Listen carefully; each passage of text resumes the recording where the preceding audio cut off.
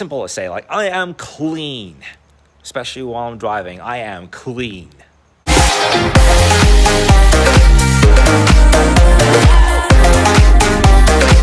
Hello and good morning, guys. Well, after 3 fun days, it is that morning reality again. The time is 10:48 a.m. So, if you haven't seen the last 2 videos, on Tuesday, I went to the History Museum of Louis Mouton. That was nice. Then I went to where that exhibit is. That one where you got the train that's moving around. Well, that's nice. Mom wanted to go there, though I didn't. But yesterday, I went to the Shelby Event Center where we got a display of Shelby GT cars. And I did get a hat and a calendar there. This is the car calendar for the current year, 2026. And the car for the month of May is the National City Motors Ford GT 350. So I'll take this calendar with me to Turkey. For June, the car will be the CSX 400. Wait, what the heck? CSX 4000. It's one of the many. Yeah, by the way, this is the Shelby Cobra hat that I got. I was very satisfied in this one anyway. So yeah, that's one of the many workplaces owned by Ted and Ray Segerstrom, which has over 310 workplaces, including various areas in Costa Mesa and even the South Coast Plaza. Before we left the museum, the receptionist told us that there is another Shelby museum within the area. I would love to make a trip around there. So at the end of yesterday, I have watched The Thrash. Finally did it, and my goodness, man, like the ending gave me so much of the thrills. Of course, it's about a major storm, a Category 5 hurricane, and it's about sharks swimming around the town, attacking one after one another. I'm like, whoa, a shark invasion during a heavy rainstorm. But like I said, the ending it was rather heroic. It gave me very much of an excitement. This movie was just different, man. I've seen the documentary of Hurricane Katrina. I've seen the Great Flood. I've seen The Day After Tomorrow. But a whole town getting wiped out by a flood causing a shark invasion. Like, what the hell?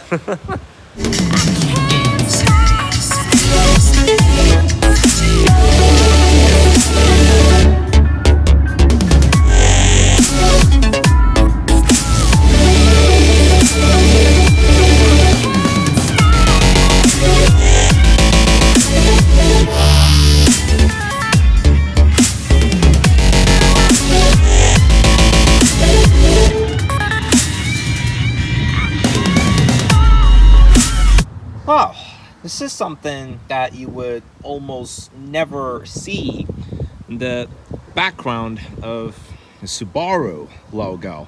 It's quite rare. So it's the evening time. It's now 5:35. How are you doing? Good. Oh, good. You and your mom had dinner here. Oh, that's nice. That's nice. Oh, well. Yeah, so today's one of those days that Linda is working at an Italian cuisine, Romeo. Yeah. It was just like I've been there 3 times. On each of them I had pizza there. Goodness, what the fuck is that screaming? I usually don't have a problem with it being loud under certain circumstances, but when it's over a conflict, an argument, I can barely stand it. Like, it's just absolutely bullcrap. It reminds me why I'm actually quite happy to be single at the moment. Well, dinner time it is. So, the weird thing is I asked for only 1 ketchup, and they gave me 2.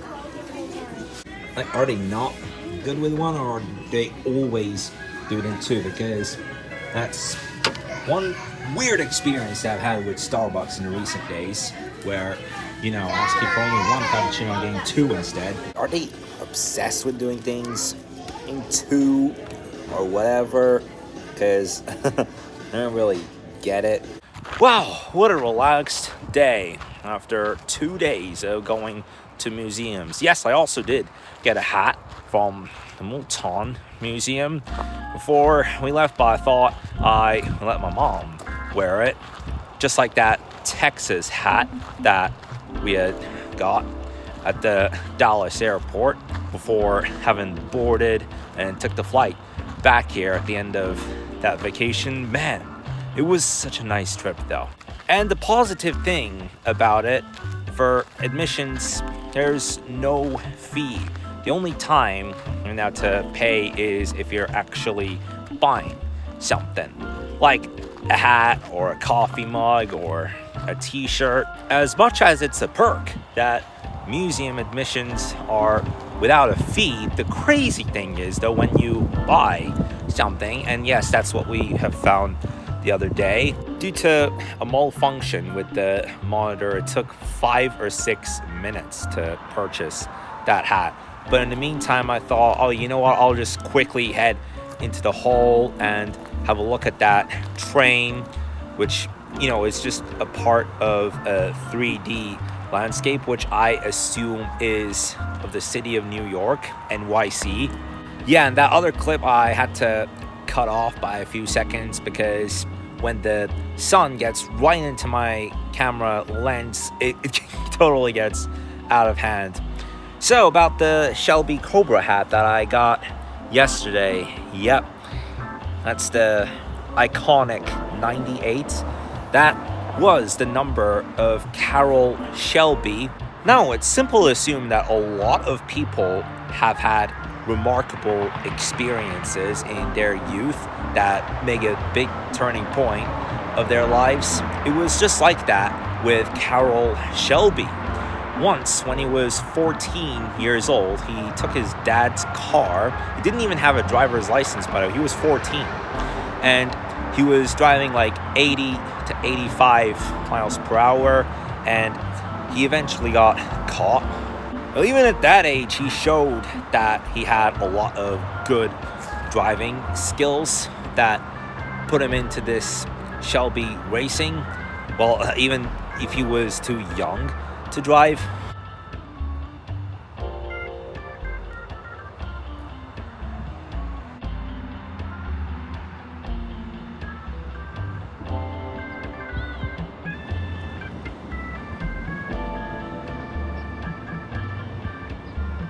Sometimes it's a smart idea to be a rebel, isn't it? Like I'm being a smartass. So, the t-shirt that I wore yesterday, from what my dad found in store, I was in my drum lesson at that time. And yes, that was my last music lesson for this season. Now that's over. So, from what my dad found in store, that was the only one of those t-shirts that they had left. And I was so lucky that it was enlarged. They didn't even have one of them in small, medium, or extra large. Like, that was it. That was the only one that had that bar par graphic, and I was amazed myself, to be honest. So yeah, after 4 months, I am done jamming, and that's great, so that the next 2 Tuesdays will be significantly different.